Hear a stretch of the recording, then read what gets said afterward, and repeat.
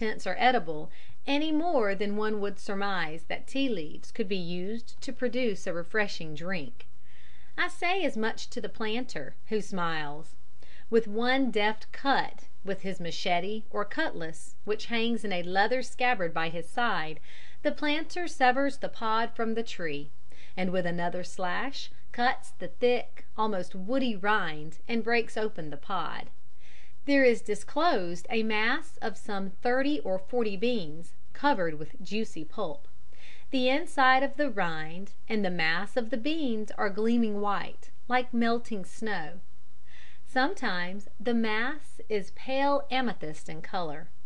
I perceive a pleasant odor resembling melon. Like little Jack Horner, I put my thumb in and pull out a snow white bean. It is slippery to hold, so I put it in my mouth. The taste is sweet, something between grape and melon. Inside this fruity coating is the bean proper. From different pods we take beans and cut them in two, and find that the color of the bean varies from purple to almost white.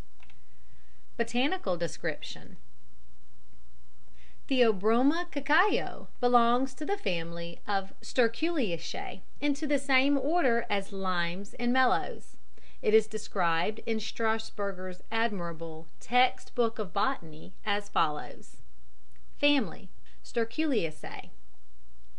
Important genera: The most important plant is the cocoa tree, Theobroma cacao.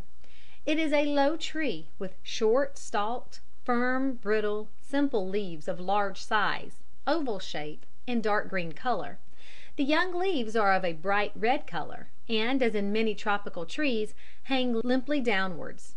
The flowers are borne on the main stem, or the older branches, and arise from dormant axillary buds.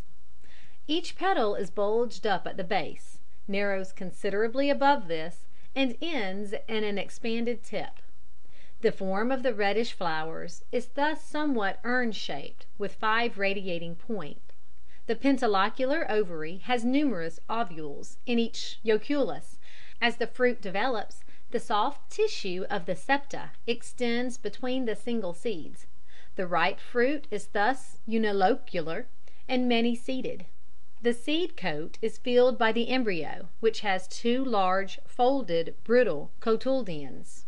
The last sentence conveys an erroneous impression. The 2 cotyledons which form the seeds are not brittle when found in nature in the pod. They are juicy and fleshy, and it is only after the seed has received special treatment, fermentation and drying, to obtain the bean of commerce, that it becomes brittle. Varieties of Theobroma cacao. As mentioned above, the pods and seeds of Theobroma cacao trees show a marked variation, and in every country the botanist has studied these variations and classified the trees according to the shape and color of the pods and seeds. The existence of so many classifications has led to a good deal of confusion, and we are indebted to Van Hall for the simplest way of clearing up these difficulties. He accepts the classification first given by Morris, dividing the trees into 2 varieties, Criollo and Forastero. The cacao of the Criollo variety has pods the walls of which are thin and warty, with 10 distinct furrows. The seeds or beans are white as ivory throughout, round and plump, and sweet to taste. The Forastero variety includes many sub-varieties, the kind most distinct from the Criollo having pods, the walls of which are thick and woody, the surface smooth, and the furrows indistinct, and the shape globular. The seeds in these pods are purple in color, flat in appearance, and bitter to taste. This is a very convenient classification. Personally, I believe it would be possible to find pods varying by almost imperceptible gradations from the finest, purest Criollo to the lowest form of Forastero. The Criollo yields the finest and rarest kind of cacao, but as sometimes happens with refined types in nature, it is a rather delicate tree, especially liable to canker and bark diseases, and this accounts for the predominance of the forastero in the cacao plantations of the world. The cacao plantation. One can spend happy days on a cacao estate. "Are you going into the cocoa?" they ask, just as in England we might inquire, "Are you going into the corn?"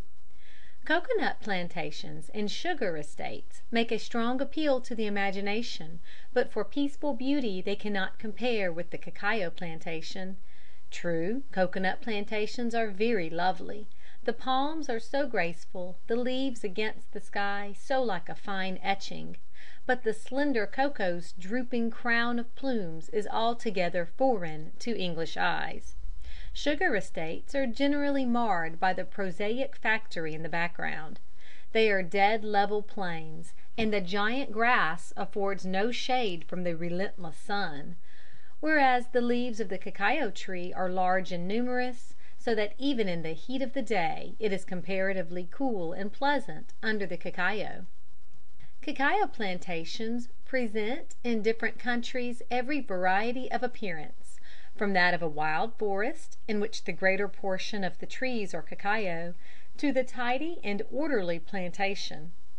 In some of the Trinidad plantations the trees are planted in parallel lines 12 feet apart, with a tree every 12 feet along the line, and as you push your way through the plantation the apparently irregularly scattered trees are seen to flash momentarily into long lines.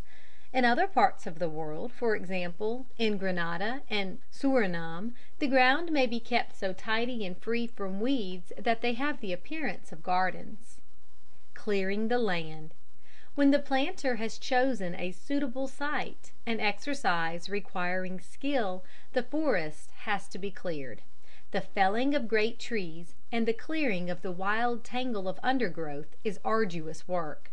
It is well to leave the trees on the ridges for about 60 feet on either side, and thus form a belt of trees to act as wind screen.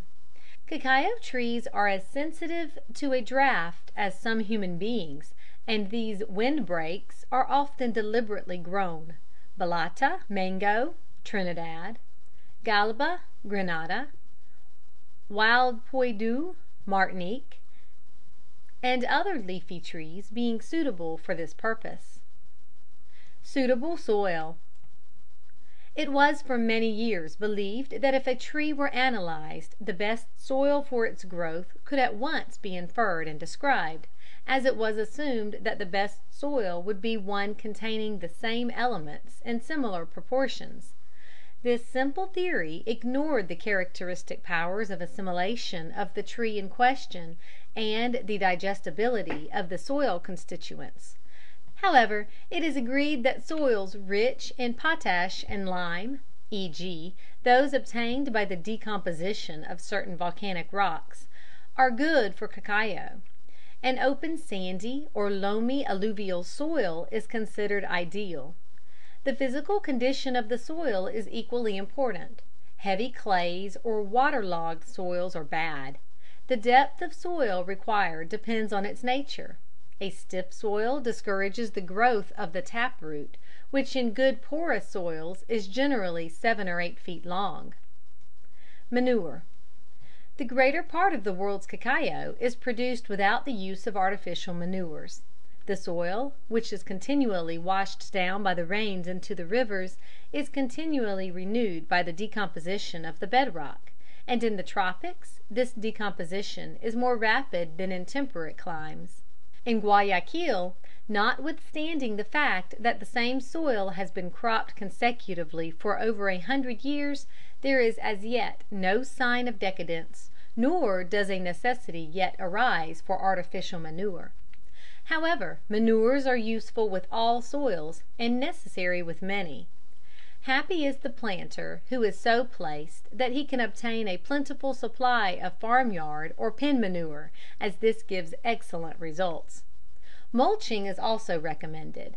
This consists of covering the ground with decaying leaves, grasses, etc., which keeps the soil in a moist and open condition during the dry season.